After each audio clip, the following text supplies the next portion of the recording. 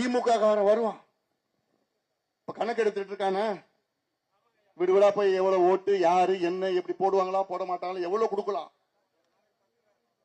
எத்தனை காரணம் வரட்டும் வந்து கணக்கெடுத்து உங்ககிட்ட காசு கொடுப்பான், என்னென்னமா கொடுப்பான். அந்த காசை நீங்க வாங்குவீங்களோ வாங்க மாட்டீங்களோ எனக்கு தெரியாது, அது உங்க மனசாட்சிக்கு விட்டுட்டு. இந்த காசு வாங்கினா வாங்குங்க, இல்ல வாங்காம போனாலும் போடு.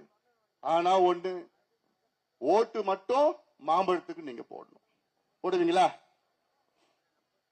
காசு அவன் காசு கிடையாது, அவன் உழைச்சி ஏறு ஓட்டி நாத்து நட்டு களை எடுத்து அறுவடை பண்ண காசு கிடையாது, கொள்ளடிச்ச காசு. அது அவன் உழைச்ச காசு கிடையாது, கொள்ளடிச்ச காசு. அந்த காசு உங்க அப்பா உங்க தாத்தா உங்க சித்தப்பா உங்க புள்ள உங்க பேர பிள்ளைங்களா டாஸ்மார்க்ல விட்ட காசு தான், அது உங்க காசு தான். ஆனா அந்த பணத்தை நீங்க வாங்குவீங்களோ வாங்க மாட்டீங்க, வாங்கினாலும் போட்டு